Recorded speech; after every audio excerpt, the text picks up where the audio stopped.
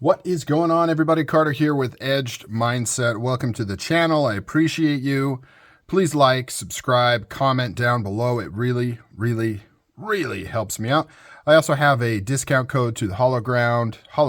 Why do I say that? Hollow Grind in the description. If you want to shop there, you can save 10%. Go check it out. We've got an unboxing. This is coming from EDC Lifestyle, another cool online vendor. Check them out as well. Check everybody out. They're all cool. Let's open this up with the Blade Show Limited Edition Makora. Please tell me you haven't slept on this knife. It is superb. It's an awesome blade, and it came in at a really cool special price. Pick one up. They're still available. At the time of making this video, they are still available at retailers for sub $300 for a nickel boron internal limited edition Makora. Can't beat that. Let's see if we can get in here. Got it. Got the usual patch here. I'm getting quite the collection of EDC lifestyle patches and stickers. I gotta hand it to them. They found a box. Of course they found a box. They found a box that just perfectly fits. Look at that. Perfectly fits the Microtech box. What do we even have here? Oh, this isn't what I thought it was. Where is the other package? I got to go back and look at what I've ordered. There's one that I think I should have received by now that I have not. I'm going to go check on that. This one's cool too. Really excited about this one. Although this knife creates a dilemma with one that I already have that's very similar to this. And I might have to sell one. Look at this. This is the latest flavor of Glykon that has come out. And it just goes to show, like, subtle differences make such a big difference in things. Minor changes in color, format, blades, things like that makes a large difference in the presentation and how things look and how they present. Because on paper, and maybe it's just me, on paper, if I were to tell you, okay, latest version of Glykon's coming out, it's going to be apocalyptic finish, which we've seen before, but the black aluminum is going to be in their quote-unquote natural clear-coated finish. I would say, sir, I'm not going to buy that. It's too close to the one I already have. But man, when you put that together, it looks so cool. So what do we have here? This is your standard Glykon plain edge. This one, like I said, it has the apocalyptic finish. You can see right there. We've seen that before. It's available. I have this same knife, the Glykon, in the same apocalyptic finish, but I've got serrations on both sides. So full, partial, I don't know what they call it, full serrated, or I'm not sure what the exact naming of it is, but it's got partial serrations on both sides, but it's got just the black aluminum. This has their new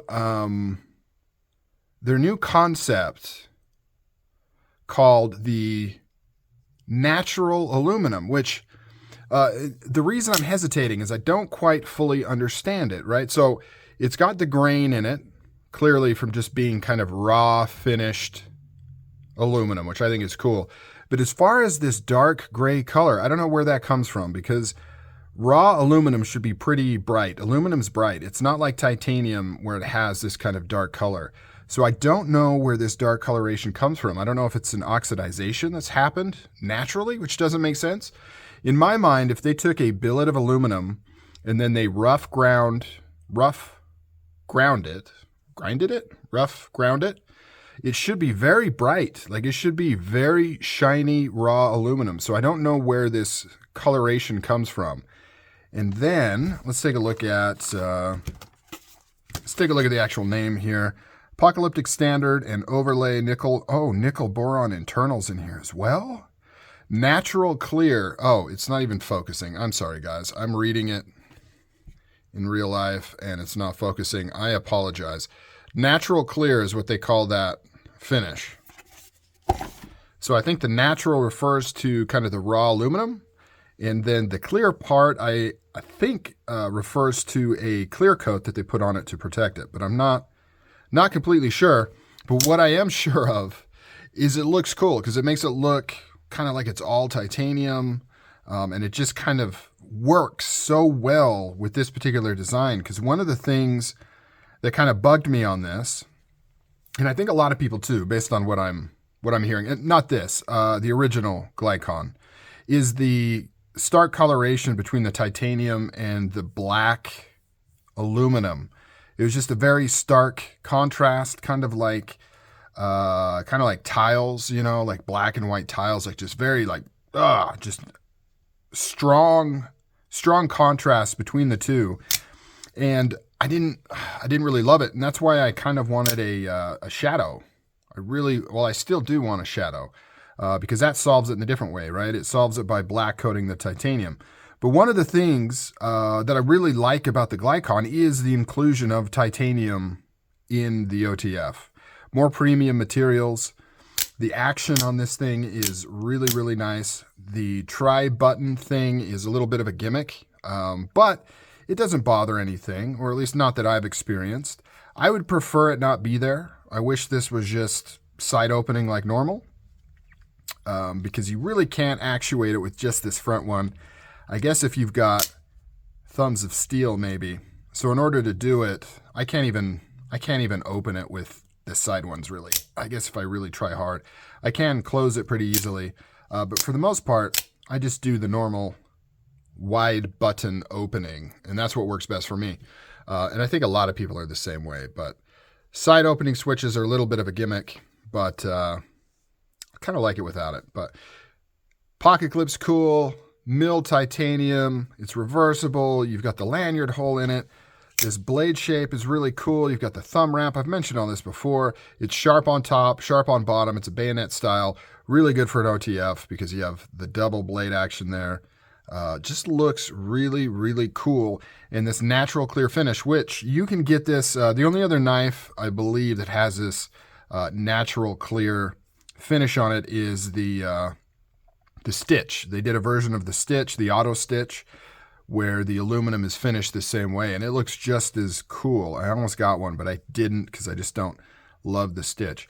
One of the interesting things with Microtech, their pricing is kind of interesting because this knife, in theory, should be extra. You have the titanium all over the place. You have the nickel boron internals. You've got all of the milling going on, right? There's just more stuff going on with this knife. You would think that it would be more expensive, but it comes in like Combat Truidon price. And the Combat Truidon, in terms of materials, is much, much cheaper. Just aluminum. There's no titanium on a Combat Truidon, a standard one. Stainless steel pocket clip, like much simpler, should be much cheaper.